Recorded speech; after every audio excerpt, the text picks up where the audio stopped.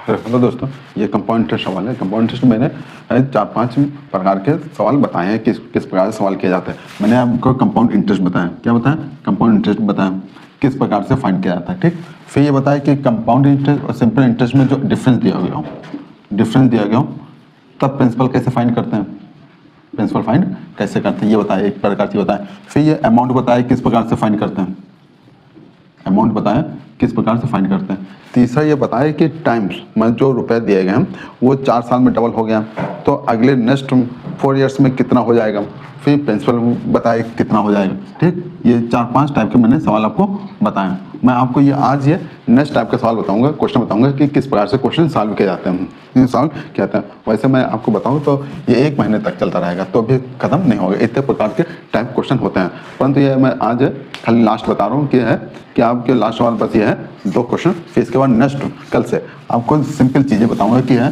Basic चीज़ जो calculation से संबंधित चीज़ें होंगी वो उसको बताया जाएगा कि कैलकुलेशन में क्या क्या चीज़ पढ़ाएंगे कैलकुलेशन में। ठीक, कैलकुलेशन से एडिंग है, एडिशन है, सब्ट्रैक्शन है,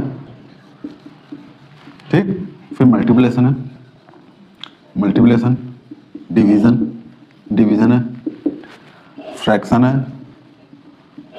फ्रैक्शन के बाद आ जाता है फ्रैक्शन है, फिर डिजिटल सम, ये नया चीज़ है, डिजिटल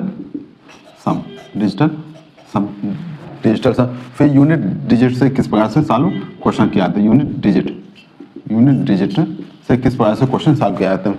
फिर बार डेसिमल आता है, डेसिमल, ये 4-5 टाइप के सवाल हैं, 4-5 टाइप के सवाल हैं। ये आपको नेक्स्ट है लेक्चर में बताएंगे किस प्रकार से सॉल्व किए जाते हैं। ठीक ना, ये आपको यदि देखना है तो हमारे चैनल को सब्सक्राइब कीजिए।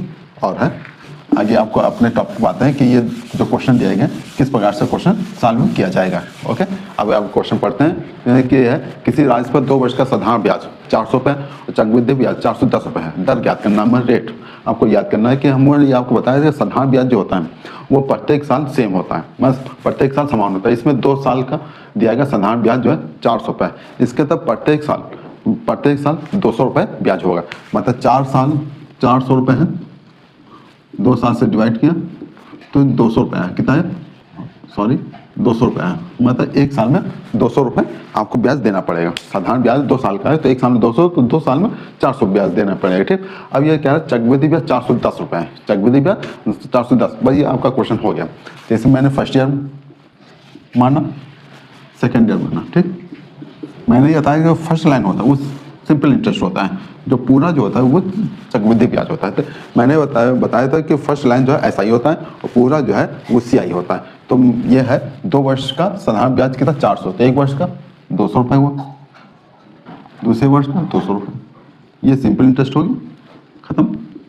अब क्या है, चक्रवृद्धि ब्याज है 410 रुपये। इसमें देखिए 400 है, खाली 10 रुपये का अंतर है, कितना 10 रुपये, 10 यहाँ लिख दिया। ये आपको पूरा यदि जोड़ेंगे पूरा है तो चक्रवृद्धि ब्याज कितना होगा, 410 रुपये हो गया, कितना हो गया, यहाँ लिख देता हूँ, टोटल CI 410 रुपये, कितना टोटल CI कितना 410 रुपये होगा।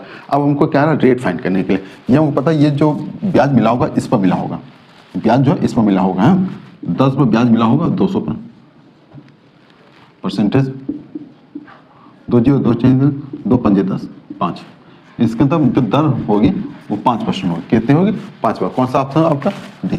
बस 1 मिनट के अंदर क्वेश्चन सॉल्व हो गया। ठीक ना, 1 मिनट के अंदर क्वेश्चन सॉल्व हो गया। हम आपको एक बार फिर बता दे रहे हैं किस प्रकार से क्वेश्चन सॉल्व किया गया। मैंने बताया था सिंपल इंटरेस्ट में ब्याज जो होता है प्रत्येक साल समान होता है। अब इसमें 2 वर्ष का साधारण ब्याज 400 रुपये, मतलब 1 वर्ष का ब्याज 200 रुपये होगा, 200 रुपये पहले, 200 रुपये 2 साल में। अब इसमें तो 410 दिया गया, 410 दिया गया, इसका खाली 10 रुपये की कमी है, 10 रुपये मैंने जोड़ दिया, फिर मैं सब देखा टोटल कितना 410 हो रहा है। ठीक, हमको पता चल गया 410 चक्रवृद्धि ब्याज है।